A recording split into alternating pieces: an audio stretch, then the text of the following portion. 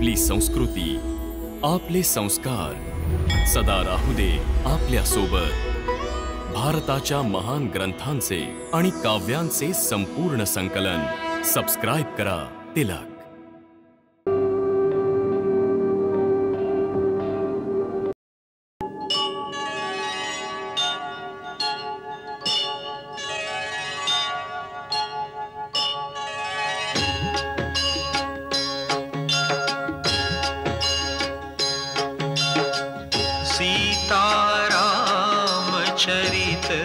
अति पावन मधुर सरस रस किति मन भावन.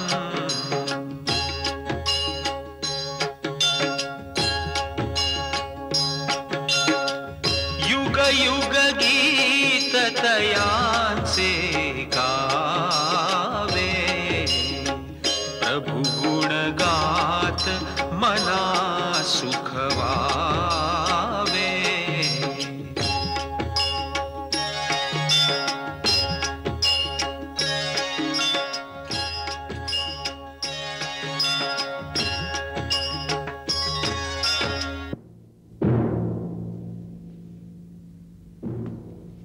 ढक्केश्वर महाराजांचा विजय असो.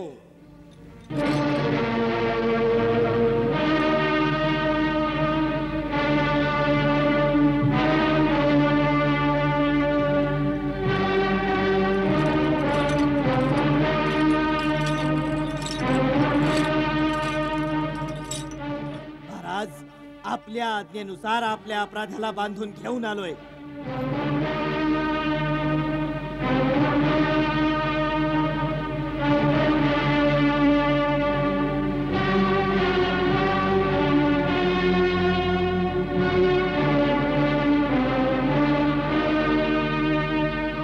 वीर मेघनाथ, आमची तुमच्याकडून हीच अपेक्षा होती. तुझा पराक्रम गौरवास्पद आहे. हा सर्व आपल्याच शक्तीचा प्रताप आहे महाराज. वत्सा, आम्ही तुझ्यावर प्रसन्न आहोत असं नसतं हो.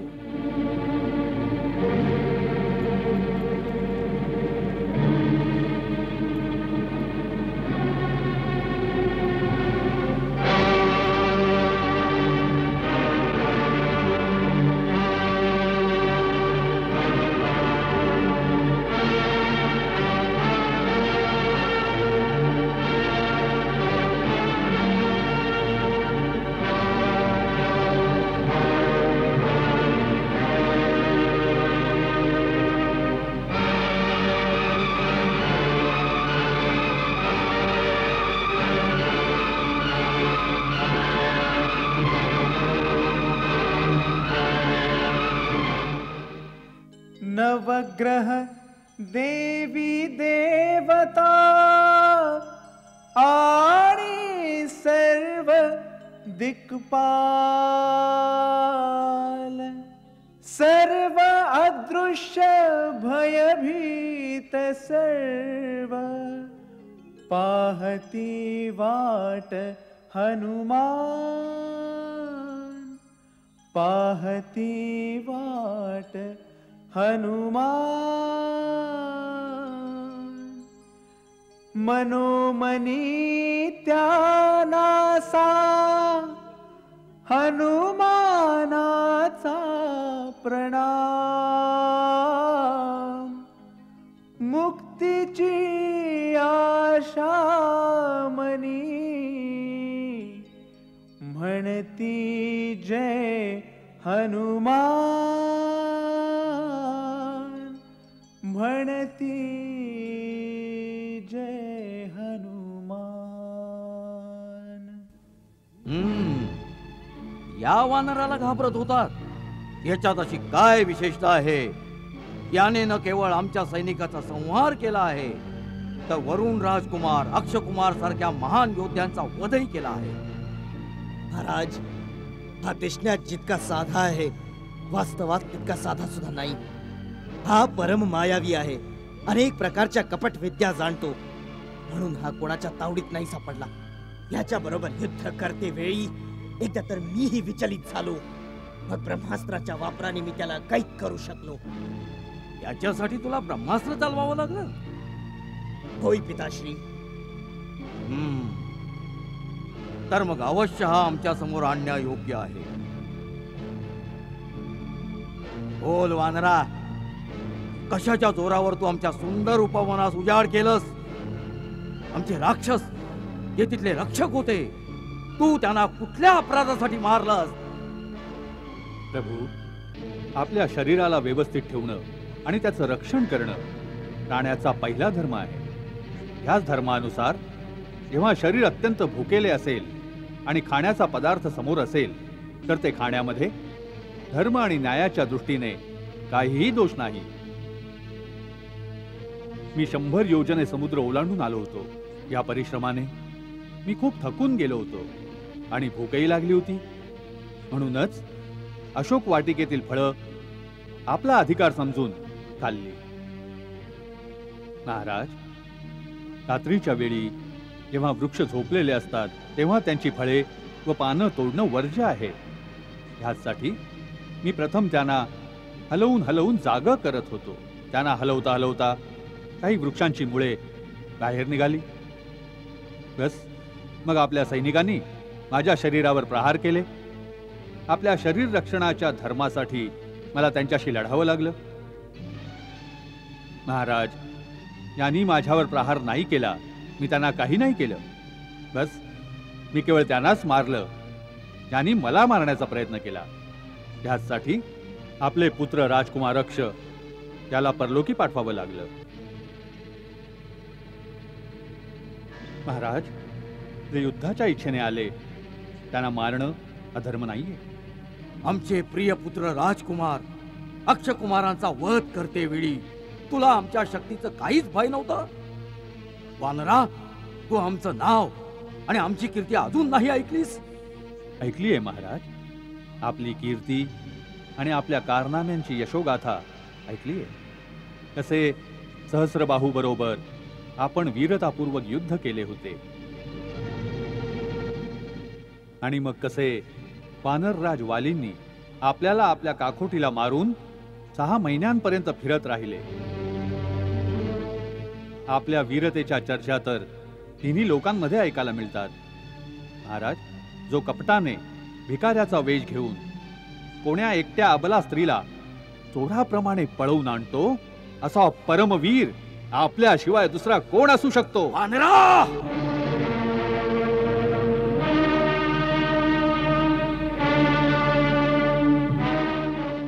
माझ्या दरबारात अशा उर्मटपणे भाषा करण्याचा साहस कुणी नाही करू शकत.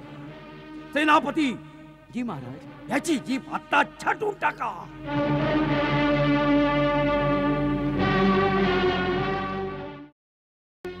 थांबवा सेनापती. अमात्य प्रहास, आपण आमच्या आज्ञापूर्तीत बाधा आणत आहात.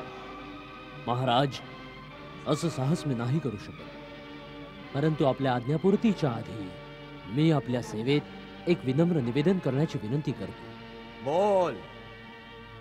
हे लंकेश्वर, हा कोणी सामान्य मानर वाटत नाही आणि याचं इथं येणंही काही सामान्य गोष्ट वाटत नाही. हे वानर रूप याचा खोटा वेश वाटतोय. कारण जितकं तेज याच्यात आहे तितकं वानरांमध्ये नसतं. असू शकतं की हा इंद्राच्या म्हणण्यावरून इथं आला असेल, किंवा कुबेर अथवा यमाचा दूत असेल, किंवा विष्णूनच याला इथं पाठवलं असेल. सगळ्यात आधी हे जाणून घेणं अत्यंत आवश्यक आहे.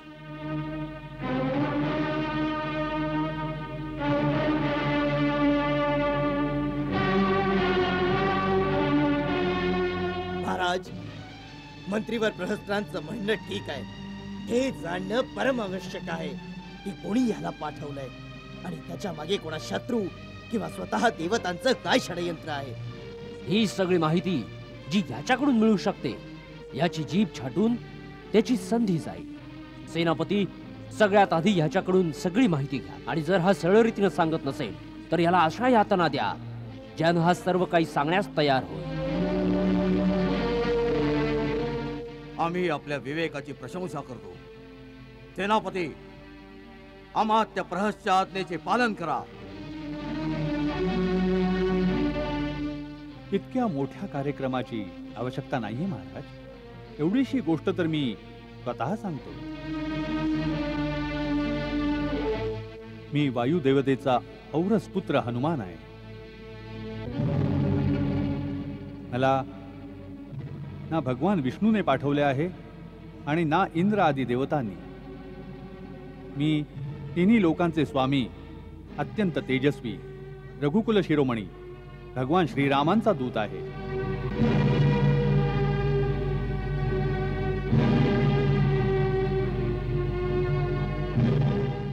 त्यांची पत्नी सीता मातेला तुम्ही कपटाने पळवून आणले आहे.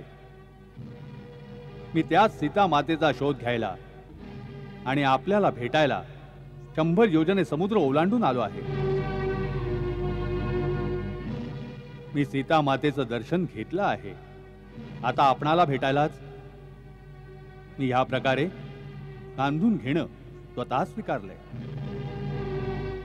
नाहीतर देवता आणि राक्षसही मला कुठल्याही अस्त्राने किंवा पाशात बांधू नाही शकत, कारण की मला ब्रह्मदेवाकडून असं वरदान मिळालंय. मी तर हे पाहण्याच्या इच्छेने इथे आलो होतो की महर्षी पुलत्स्य, ज्यांचं यश निर्मळ चंद्रासमान आहे, त्यांच्या वंशामध्ये त्यांच्या कीर्तीला कलंकित करणारा असा कोण मूर्ख आहे जो श्रीरामांशी वैर करण्याचं साहस करू शकतो, ज्याला रघुनाथाच्या शक्तीचं न भान आहे न भय आहे. तू एका तुच्छ मानवाच्या शक्तीनं रावणाला घाबरवायला आलायस? रावण, ज्याला ब्रह्मा आणि स्वतः भगवान शिवाकडून शक्ती प्राप्त झाली आहे. जर मी भगवान शंकर असतो तर यावेळी आपल्याला हाच उपदेश दिला असता की वत्सा, माझ्या शक्ती आणि माझ्या दयाबुद्धीचा दुरुपयोग नको करूस. तू धर्मपूर्वक तपस्येच्या द्वारे ज्या शक्ती माझ्याकडून मिळवल्या आहेस त्यांचा उपयोग विनम्रतेने धर्माच्या कार्यातच कर. तर त्यांच्यामुळे आपल्या अंगात पाप, अहंकार आणि अधर्म प्रबळ होऊ दिलास तर त्याचा एकच परिणाम होईल, विनाश, संपूर्ण विनाश.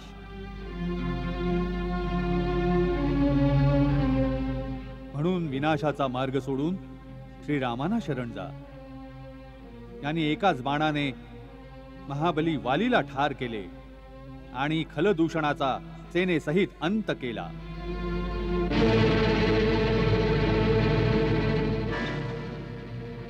त्यांना ओळखा, ते साऱ्या जगताचे स्वामी आहेत. तिन्ही लोकांमध्ये त्यांच्याशी टक्कर घेणारा कुणीही नाही. समस्त देवता, ब्रह्मा, स्वतः मीही त्यांच्या समोर सदा नतमस्तक राहतो. अच्छा, अजूनही वेळ आहे. जानकी मातेला घेऊन त्या शरणागत वत्सलाला शरण जा. चपळ वानरा, ही भगवान शिवाची वाक्य आहेत का तुझ्या भ्रमित बुद्धीचे प्रलाप? वा, आता वानरासारखे आदम प्राणीही रावणाला गुरुप्रमाणे उपदेश करतात. चांगले उपदेश कुठूनही मिळाले तर ग्रहण केले पाहिजे. राजा, आपले रूप आणि धैर्य अद्भुत आहे.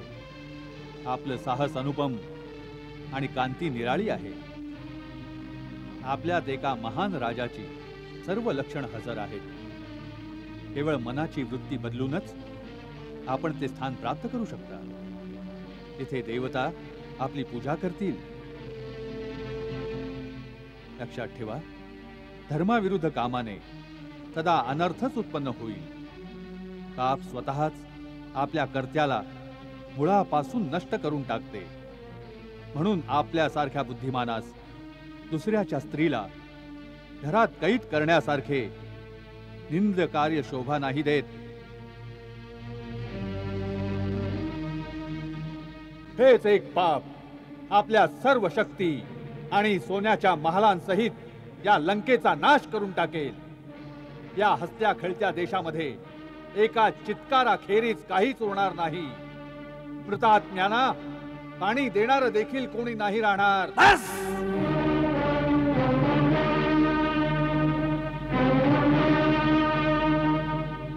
खूप झाल्या या निरर्थक गोष्टी.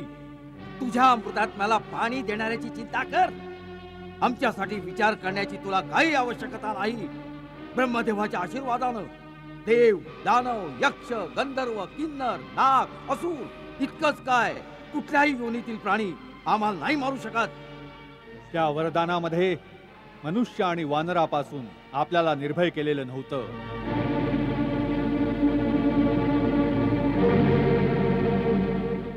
भगवान श्रीराम ह्यावेळी नररूपात आहेत आणि सुग्रीव वानर आहे.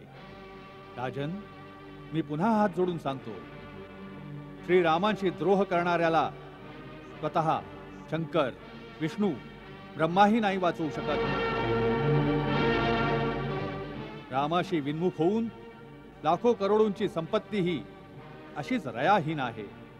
जसे एखाद्या स्त्रीचे शरीर सोन्याचे दागिने घालूनही वस्त्रांशिवाय मर्यादाहीनच राहत. महाराज रावण, मी आपल्याला अंतिम सूचना देतो की जिला आपण सीता समजत आहात ते विषमिश्रित भोजनासारखे असून आपल्या मृत्यूचा संदेश आहे. सीतेचं रूप धारण करून आपल्याकडे काळाचा फास येऊन ठेपला आहे. महाराज रावण, ही अंतिम सूचना आहे, नाहीतर मरायला तयार रहा. मी स्वतःच तुला मृत्यूदंड द्यायची शक्ती राखून आहे, परंतु मला श्रीरामांची आज्ञा नाही. तसाही हा गौरव श्रीरामांनाच मिळायला हवा. मृत्यूदंड द्यायची शक्ती कुणात आहे? या दुष्टाला हे सांगा. त्याच वेळी याचं शिर कापून टाका.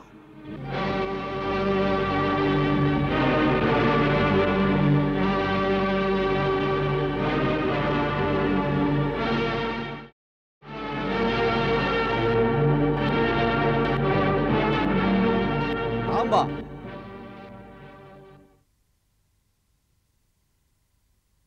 राक्षसराज, क्षमा करा. जर आपण रागावणार नसाल तर सेवकाची एक विनंती आहे. सांग. महाराज, हा वानर दूत बनून आला आहे. या वानराचा वध करणं धर्माविरुद्ध आहे आणि लोकाचाराच्या दृष्टीनेही निंद्य आहे. आपण तर राजधर्माचे विशेष जाणकार आहात. आपल्यासारख्या वीरास हे कदापि उचित नाही. मी विभीषण काकांच्या प्रस्तावाशी सहमत नाही. ही तर याला दूतही नाही मानत, कारण याने दूतासारखं आचरणच नाही केलं. आल्या आल्या शत्रूप्रमाणे आमच्या सैनिकांचा वध केलाय. याने एका गुप्तचरासारखंच आचरण केलं आहे. हातात आलेला शत्रू किंवा त्याच्या गुप्तचरात सोडून देणं यात हुशारी नाहीये महाराज. नंतर मग पश्चाताप होतो. मी ह्याला मृत्यूदंड देण्यास अनुमोदन देतो. इंद्रजिताचं कथन सत्य आहे. पाप्याचा वध करण्यात काही पाप नाही. या वानरानं राजवाटिका उद्ध्वस्त करून राजकुमार अक्ष आणि महाबली जांबूमलीचा वध केला आहे. त्याचा वध न्यायोचित आहे. लंकेश्वर, सत्पुरुषांचं म्हणणं आहे की दूत कुठेही कोणत्याही वेळी कोणत्याही अवस्थेत वध करण्यायोग्य नसतात. यात संशय नाही की ह्याने सगळी कामं शत्रूसारखी केली आहेत. तरीही दूताचा वध करणं उचित नाही समजलं जात. या वानराला मारण्यात मला काहीच फायदा दिसत नाही. ज्यांनी ह्याला इथे पाठवलं आहे त्यांनाच प्राणदंड द्यायला हवा. नीती आणि धर्माचे जाणकार आमच्या मंत्र्यांचं काय मत आहे? महाराज, मला क्षमा करा, परंतु मी कुठल्याही दूतासाठी मृत्यूदंड कधी नाही ऐकला. जर दूत मर्यादेचं उल्लंघन करत असेल तर त्याच्यासाठी दुसऱ्या प्रकारचे बरेचसे दंड उचित सांगितले आहेत. जसं अंगभंग करून टाकणं, किंवा डोक्याचं मुंडन करणं, किंवा त्याच्या शरीरावर काही चिन्ह उमटवणं. महाराज, दूत सदा आपल्या स्वामीच्या अधीन असतो, म्हणून तो आपल्या स्वामीच्या हिताचीच गोष्ट करतो. म्हणून तो शत्रूप्रमाणे जरी व्यवहार करेल तरी वधाच्या योग्य नसतो. माझ्या मते ह्याला दुसरा कुठला तरी दंड द्यायला हवा.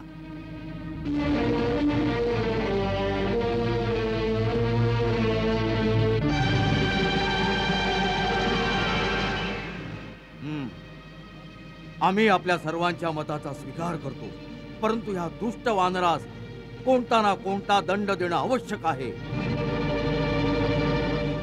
वानरांना आपल्या शेपटीचं फार प्रेम असतं.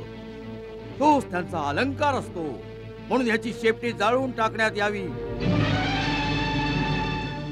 दळकी शेपटी घेऊन हा आपल्या स्वामीकडे जाईल आणि तिथे याचे मित्र आणि कुटुंबीय याला दीन आणि दुःखी अवस्थेत पाहून दुःखी होतील.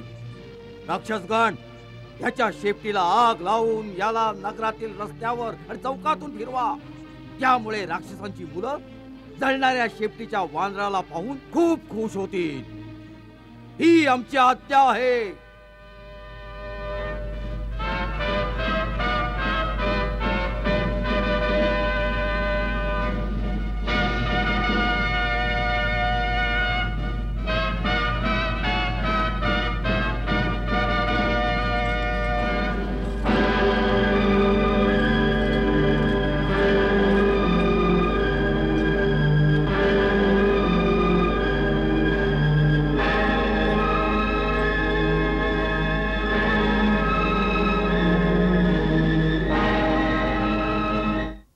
ऐकलंय की महाराष्ट्र त्याला मृत्यूदंड देणार होते, परंतु मंत्र्यांच्या सांगण्यावरून दूताचा वध हा नीतीविरुद्ध आहे. त्यांनी आज्ञा दिली आहे की त्यांची शेपटी जाळून त्यांचा अपमान करा.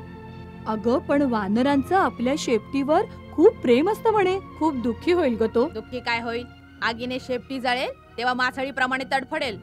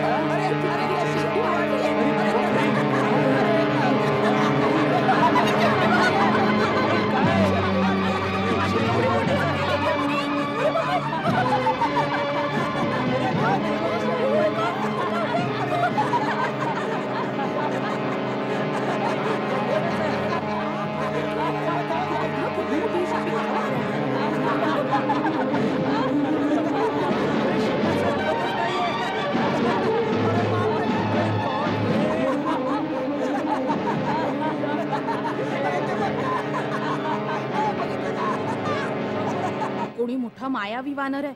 जस जसं त्याच्या शेपटीवर तेलाने भिजवलेलं फडकं बांधलं जातं, तस तशी त्याची शेपटी लांबच लांब होत चालली आहे.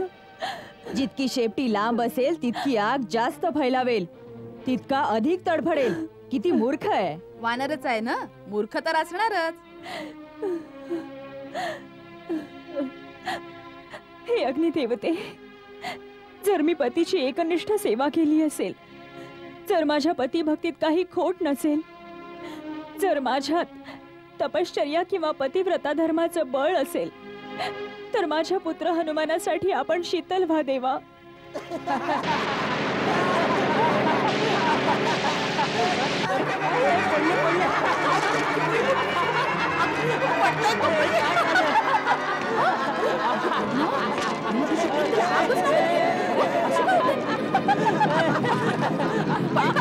जय श्रीराम.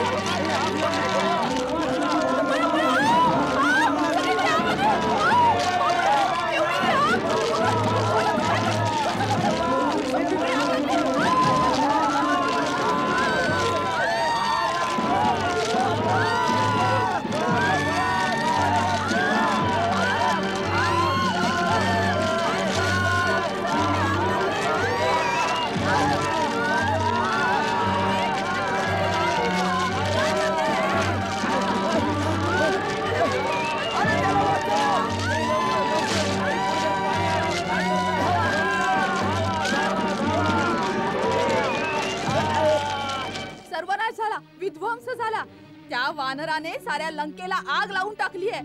घरं दुकानं सगळी धडाधड पेटत चालली आहेत. आपल्या घरापर्यंत ही आग पोचली आहे. काय आपल्या घरापर्यंत? हो पळा, जे सामान वाचू शकता तेवढं वाचवा. सत्यानाश हो तुझ्या त्या वानराचा.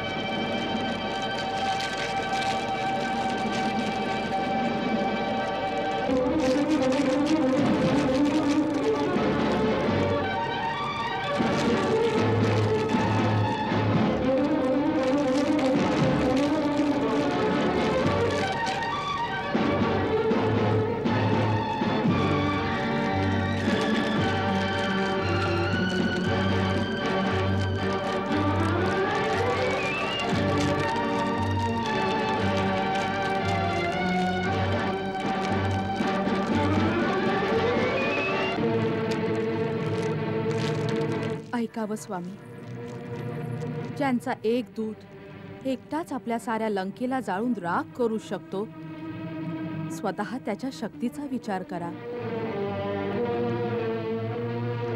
हा शकून चांगला नाही नाथ. मी आपल्याला पुन्हा सांगते की सीता साऱ्या लंकेचा सर्वनाश करण्यास आली आहे. तिला रामाकडे सन्मानाने परत पाठवा. अजूनही वेळ आहे नाथ. मंदोदरी, वीर पुरुषांच्या पत्नी त्यांना भित्रेपणाचा उपदेश नाही करत. सिंह एकदा जी शिकार करतो तो तिला कोणाच्या भीतीनं परत नाही करत.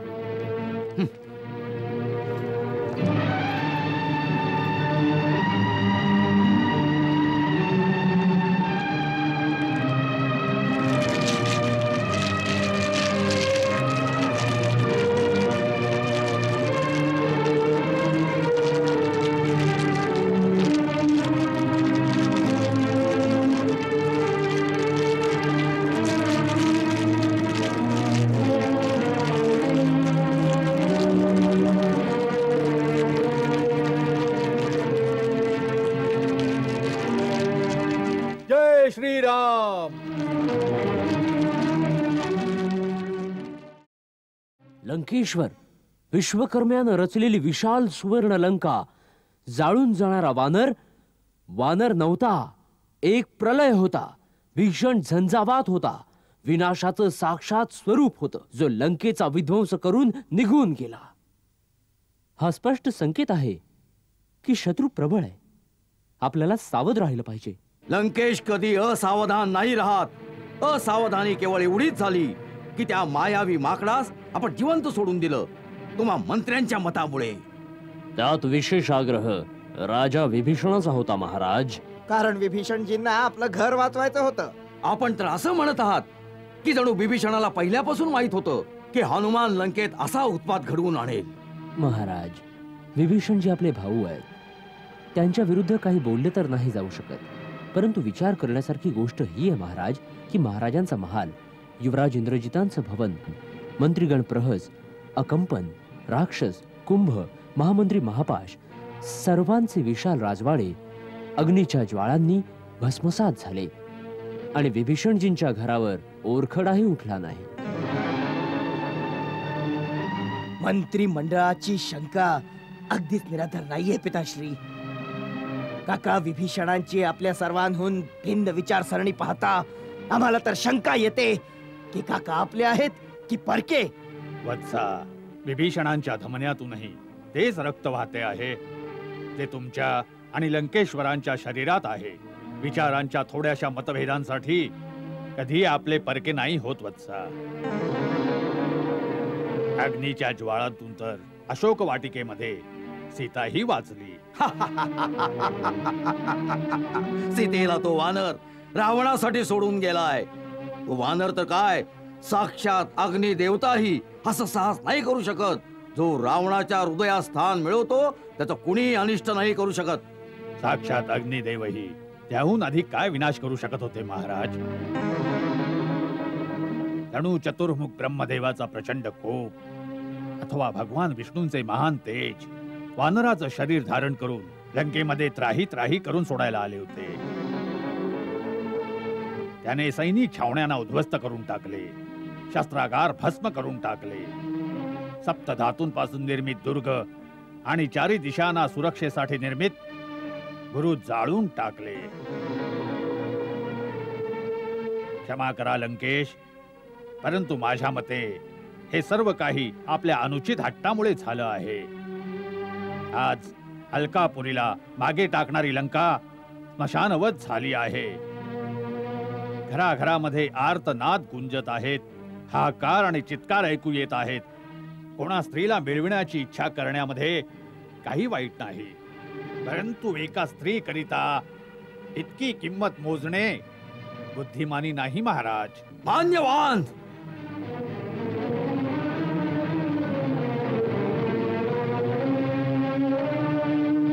आपण माझे आजोबा आहात, आम्ही आपला आदर करतो. याचा हा अर्थ नाही की आपण राज्यसभेची शिस्त आणि शिष्टाचाराचं उल्लंघन करावं. क्षमा राजन, भविष्यात हे लक्षात ठेवा. जशी आज्ञा लंकेश. इंद्रजीत, विश्वकर्माला आदेश द्या. लंकापुरीचं जे नुकसान झालं आहे, आगीच्या ज्वाळाने जी हानी झाली आहे, तिला परत पहिल्यासारखी करून द्या. या कामात एका क्षणाचाही विलंब होता कामा नये. जशी आज्ञा पिताश्री.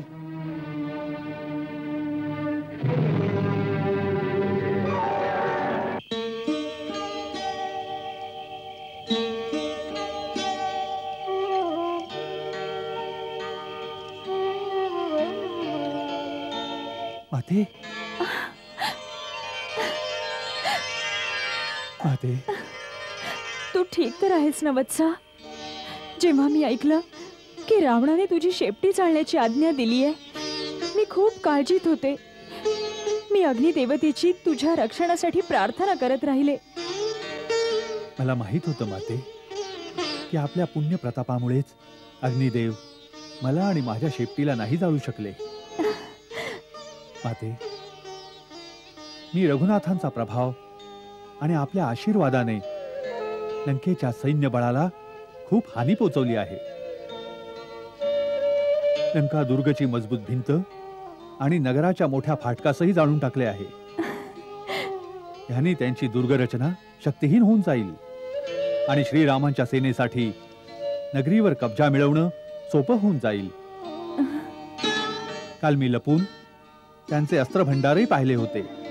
त्याचाही आज विध्वंस करून आलो आहे.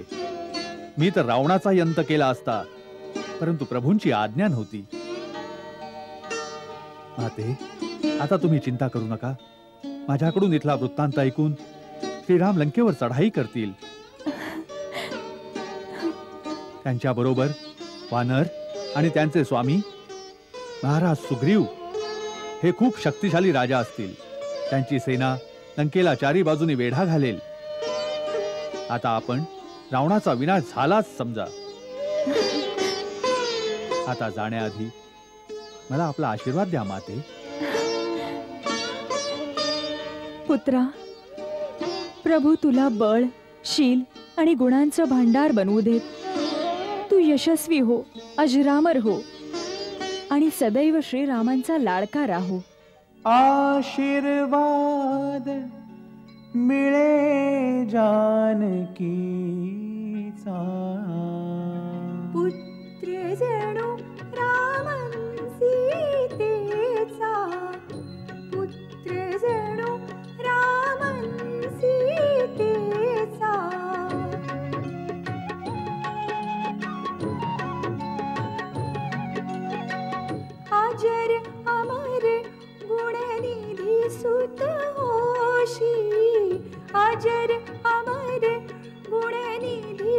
सुत होशी परम भक्त रामाचा होशी परम भक्त रामाचा होशी पुन्हा पुन्हा भक्ती तव करता भक्ती भाव दृढ मनीचा होता भक्ती भाव दृढ मनीचा होता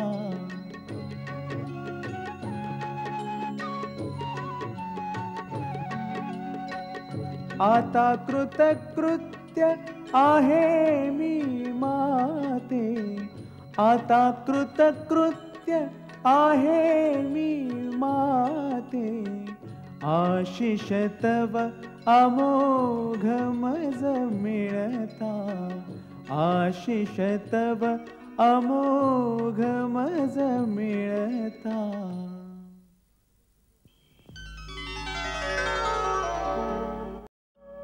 नाते श्रीरामांचा लाडका होण्याचा आशीर्वाद देऊन आपण माझ्या जन्मजन्मांतराला सफल केलं. किती उदार आहात आपण.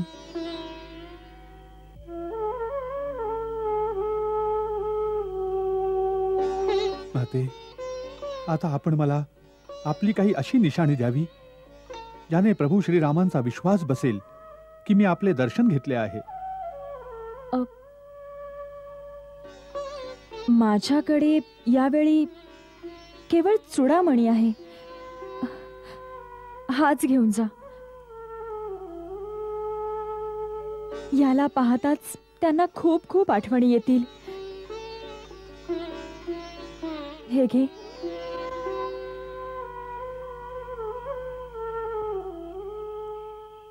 कदाचित केवळ चुडामणीने प्रभूंची शंका दूर नाही झाली तर, कारण की हा तर आपल्या दुसऱ्या अलंकारांप्रमाणेच कुठून तरी पडलेलाही मिळू शकतो.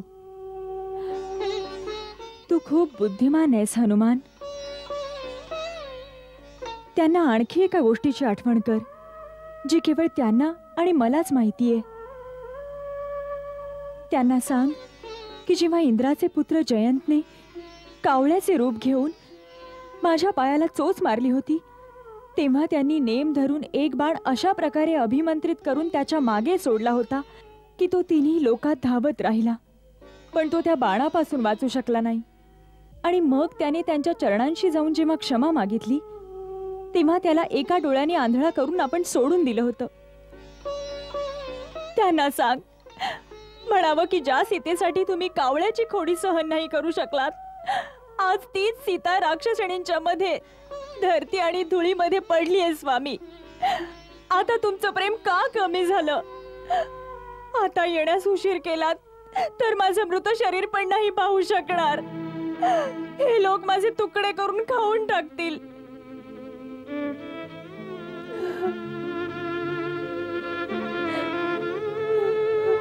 नाते आपल्याला श्रीरामांची शपथ, आपण आपलं धैर्य सोडू नका. आपल्याला काही झालं तर श्रीरामांचं इतकं मोठं अभियान व्यर्थ ठरेल. त्यांना जर मी आपल्या गोष्टी सांगितल्या तर ते विव्हळतील. मी जेव्हा येत होतो तेव्हा त्यांनी सांगितलं होतं की वैदेहीला सांग की तुझ्या माझ्या प्रेमाचं तत्व केवळ माझं मनच जाणतं आणि ते मन सदा तुझ्या जवळच राहतं. यावरून माझ्या प्रेमाचं रहस्य तू समजू शकशील. नाते यापुढे प्रभूंकडे तक्रार करणं उचित होईल का? नाही हनुमान, नाही, हे उचित नाहीये. परंतु दुःखी व्यक्तीला उचित अनुचित याचं भान नाही राहत. तू त्यांना इतकंच सांग की आपल्या सेविकेला मनातून काढू नका. तुझा मार्ग सुखद हो.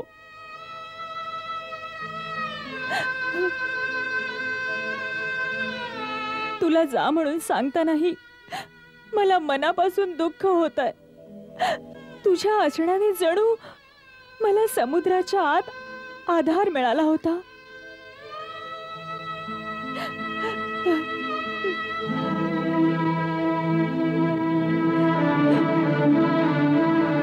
तू निघून जाशील आणि पुन्हा मग तोच निराशेचा अथांग समुद्र उरेल. नाही माते, आपण आशेचा पदर सोडू नका.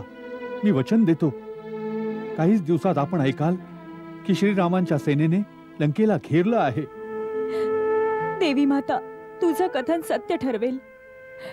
जा वत्सा, माझ्या वतीने आपल्या प्रभूंचे चरण धर. जा.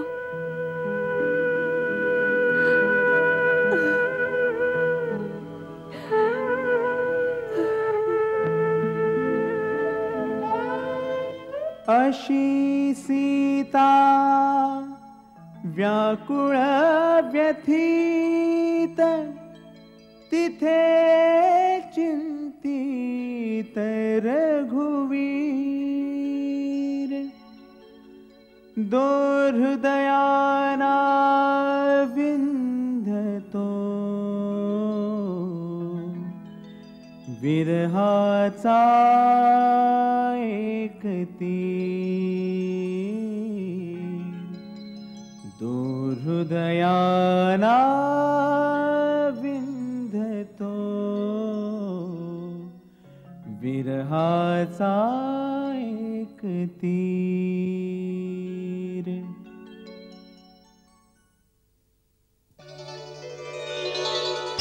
तुला जा असं सांगता नाही, मला मनापासून दुःख होतंय. तुझ्या असण्याने जणू मला समुद्राच्या आत आधार मिळाला होता.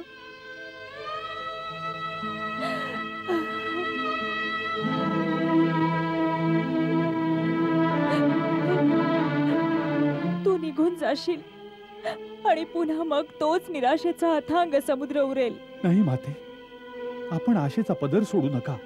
मी वचन देतो, काहीच दिवसात आपण ऐकाल की श्रीरामांच्या सेनेने लंकेला घेरलं आहे. देवी माता तुझं कथन सत्य ठरवेल.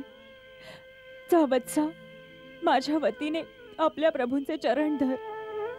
जा.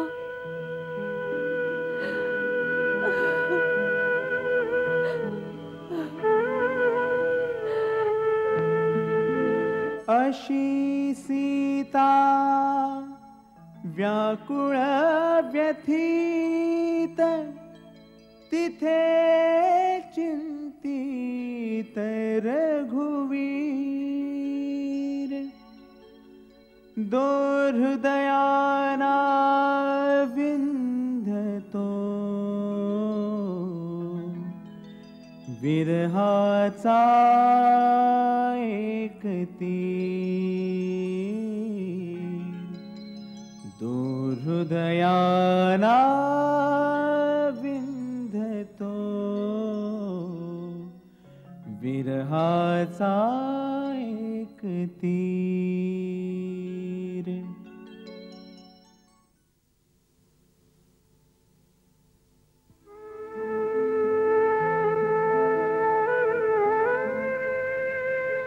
श्रीराम प्रभूंचा विजय असो.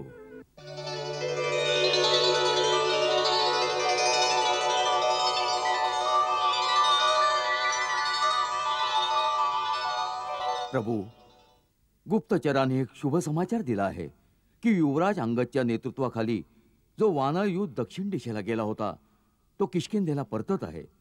ऐकलंय की वाटेमध्ये त्यांनी माझे वडील आणि आजोबांच्या प्रिय मधुबन नावाच्या सुंदर बागेत सर्व मध पहारेकऱ्यांकडून हिसकावून पिऊन टाकला आहे. ही या गोष्टीची निशाणी आहे की हा सारा वानर युद्ध खूपच प्रसन्न आहे. म्हणजे ते अवश्यच जानकी देवीचा शोध लावण्यात सफल होऊन परतत आहेत.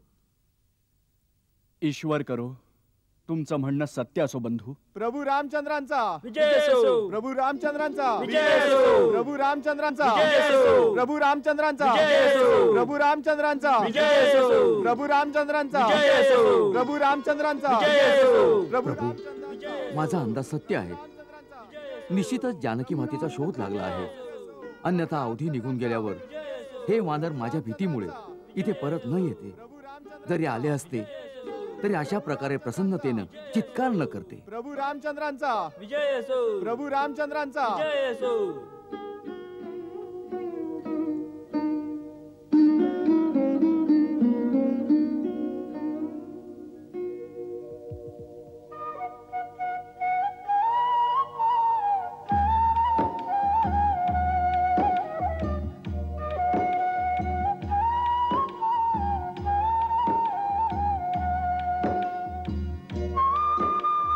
श्रीरामप्रभूंचा विजय असो. युवराज अंगद, जांबुवंत, हनुमान आणि समस्त वानरवीर, आम्ही आपल्या सर्वांच्या येण्यानं खूप प्रसन्न झालोय. आपण सर्वजण खुशाल तर आहात? आपण ज्या कामासाठी गेला होतात ते काम सिद्धीस गेलं का? हे रघुनंदन, आपण ज्यावर कृपा करता तो सदा खुश राहतो, तोच विजयी होतो, ज्याचं यश तिन्ही लोकात प्रकाशमान होतं.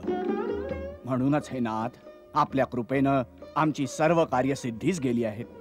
हे रघुकुल शिरोमणी, पवनपुत्र हनुमानानं एकट्यानंच जे साहस आणि पराक्रम दाखवलाय त्याच्या गौरवगाथेचं वर्णन 1000 मुखांनीही नाही केलं जाऊ शकत. ते 100 योजनांचा समुद्र ओलांडून लंकापुरीत जाऊन आले आहेत आणि माता सीतेचं दर्शन घेऊन आले आहेत. काय, तू सीतेचं दर्शन घेतलंस? प्रभू, यात माझा काहीच गौरव नाहीये. हा आपल्या शक्तीचा प्रताप आहे की मी भगवती सीतेच्या श्री चरणांपर्यंत पोहोचू शकलो. हनुमान, हनुमान, तू सीतेपर्यंत पोहोचलास? तू खरंच सीतेपर्यंत पोहोचलास? ती कुशल तर आहे ना? हो प्रभू, देवी सीता कुशल आहेत. मी त्यांचं दर्शन घेऊन आलो आहे.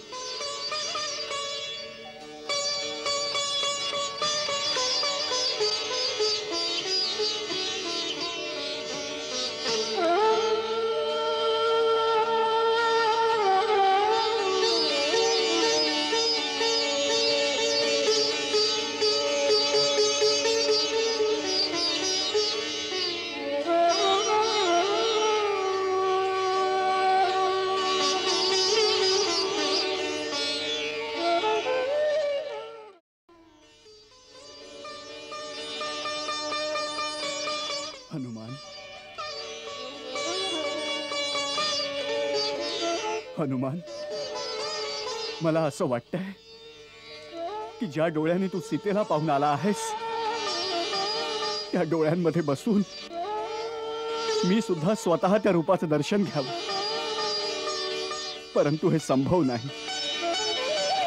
हनुमान, आता तूच मला सांग की माझी सीता कशी आहे, ती दिवस कशी कंठत आहे, ती कधी माझी आठवण तरी काढते की नाही? आपण विचारता आहात की कधी आठवण काढते की नाही? भगवान, हे विचारा की काय कुठला असा क्षण आहे की ती आपल्याला विसरत असेल?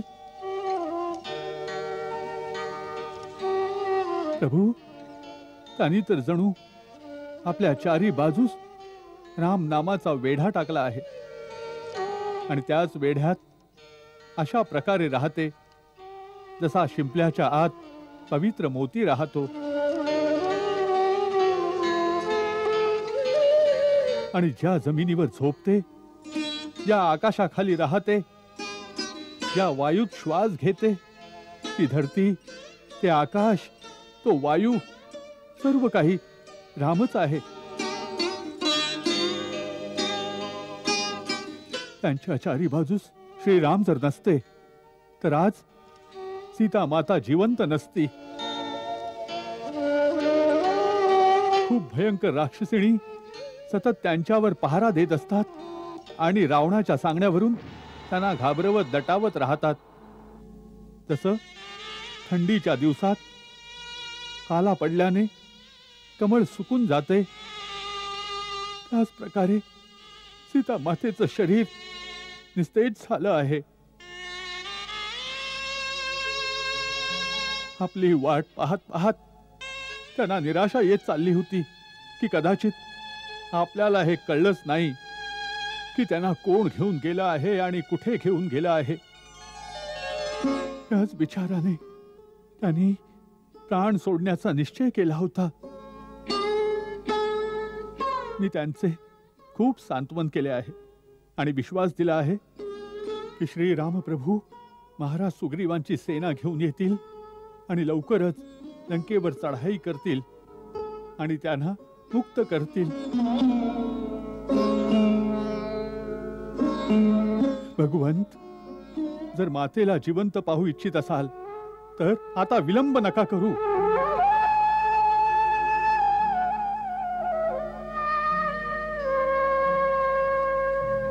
दिवस रात्र महिन्यांचा काळ, एक दिवस येईल अंतकाळ. नाही सीते, नाही. आता आम्ही कदापि विलंब नाही करणार. पवनपुत्र हनुमानाच्या कृपेनं आम्हाला तुझा शोध लागला आहे. आता आम्हाला जगातली कुठलीही शक्ती नाही रोखू शकत.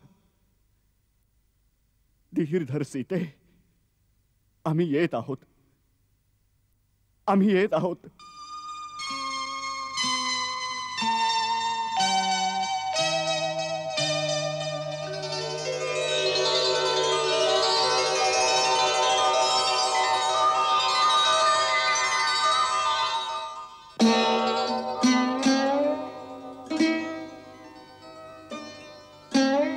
हनुमान, तिनं आमच्यासाठी काही संदेश दिला आहे, काही सांगितलंय आम्हाला. हो प्रभू, त्यांनी हात जोडून सांगितलं होतं की मी जे बंधू लक्ष्मणास अपशब्द बोलले होते त्यासाठी मी लक्ष्मणाची क्षमा मागते. आणि आपलीही क्षमा मागते.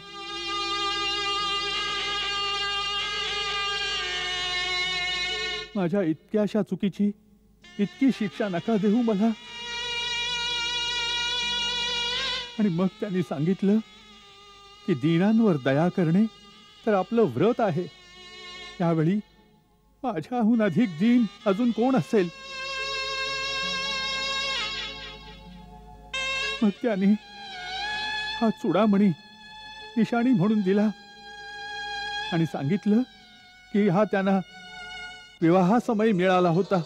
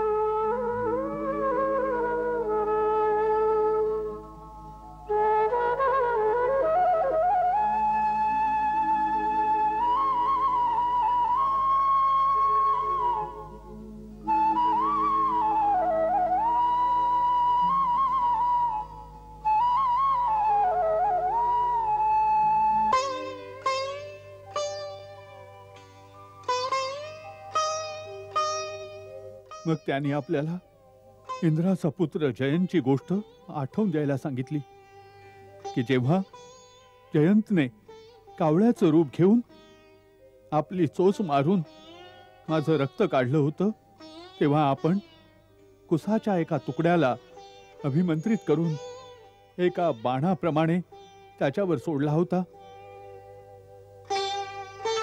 तेव्हा त्यापासून वाचण्यासाठी तो तिन्ही लोकात उडत राहिला, परंतु आपल्या अमोघ बाणाने त्याला कुठेच थारा दिला नाही. शेवटी तो स्वतः आपल्याला शरण आला. आपण त्याला एका डोळ्याने आंधळा करून त्याला क्षमा केली.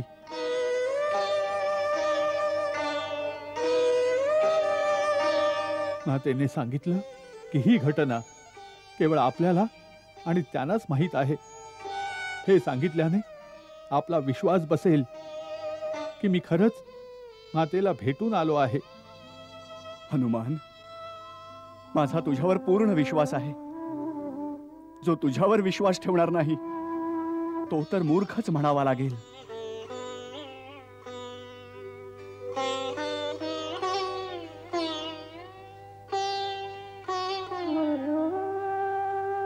प्रभू, जयंतची कहाणी सांगून मातेने रडत रडत इतकंच सांगितलं की माझ्यासाठी जर एका कावळ्याची खोडी आपण सहन करू शकत नव्हतात, तर आज माझ्यावर जे अत्याचार होत आहेत ते आपण कसे सहन करत आहात? नाही, सहन नाही होत आहे. आम्ही खरंच सहन नाही करणार. आम्ही तुला कसं सांगू की आमच्या मनाची अवस्था काय आहे?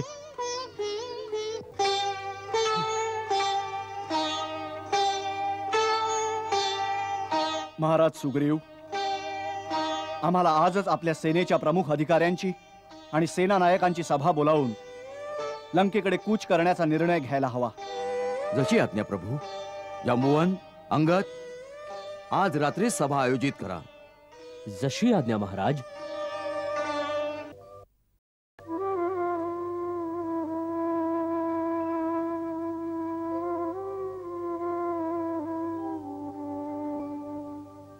हनुमान, आज तू खूप महान कार्य केलं आहेस. पृथ्वीवर कोणी दुसरा अशा एखाद्या गोष्टीचा विचारही नाही करू शकणार. त्या विशाल महासागरास ओलांडू शकणं केवळ गरुड, वायू आणि तुझ्याशिवाय इतर कुणालाच शक्य नाही. तू तिकडे जाऊन रावणाद्वारा सुरक्षित नगरीत माझ्या सीतेला भेटून मला तिचा संदेश आणि हा जो चुडामणी आणून दिला आहेस, मला तर असं वाटतंय जणू तू मला सीतेलाच भेटवलं आहेस.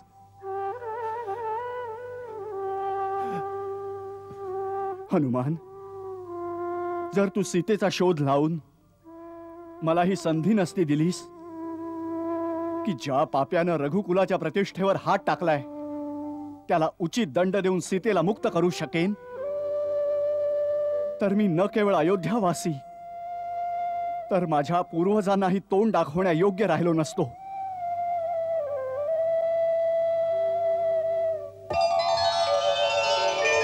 आज तू रघुवंश, माझा आणि लक्ष्मणाचा धर्म आणि आमच्या प्रतिष्ठेच्या रक्षणाचा मुख्य आधार बनला आहेस. आज तू माझं परमप्रिय कार्य केलं आहेस. देवता, मनुष्य अथवा मुनी, कोणाही शरीरधार्याचे आजपर्यंत तुझ्या इतके माझ्यावर उपकार नसतील.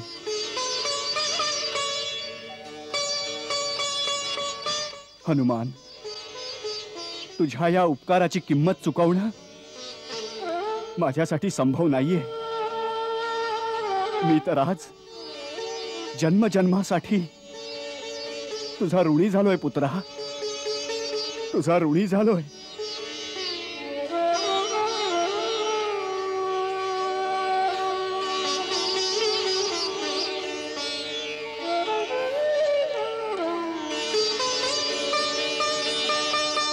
प्रभू, प्रभू, नहीं प्रभू, नहीं.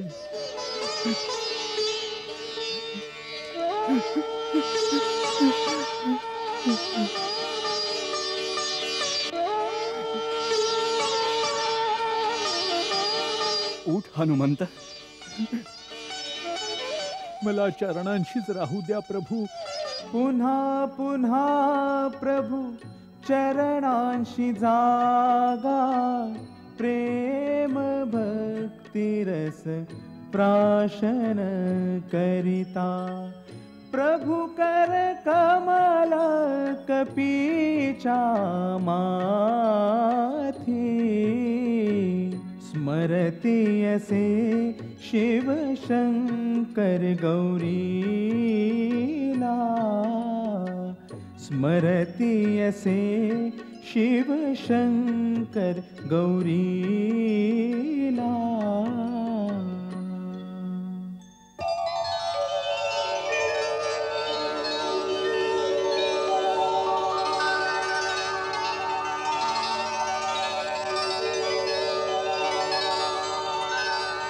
स्वामी, हे आपण काय पाहत आहात?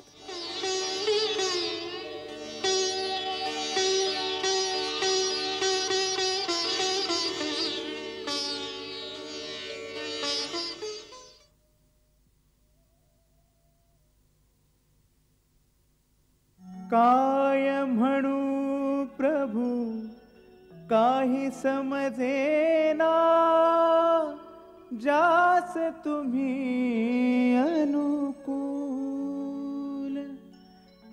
तव प्रभा महाकायही, जाणत नाही कुणी। प्रभू, त्याच्यावर आपली कृपा असते, त्याच्यासाठी विश्वात कोणतंही काम कठीण नाही राहत, त्याच्यासाठी असंभवही संभव होऊन जात। तरीही जर आपण ऋण चुकवण्याची गोष्ट करता तर प्रभू कृपा करून मला आपली निश्चल भक्ती द्यावी।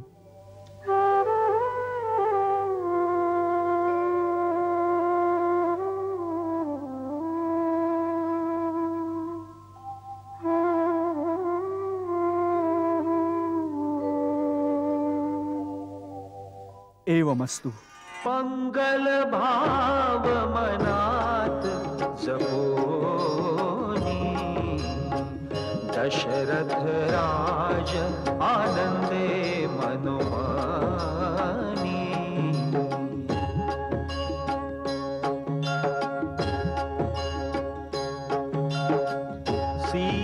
सीताराम चरित अति पावन, मधुर सरस रस किति मन भावन।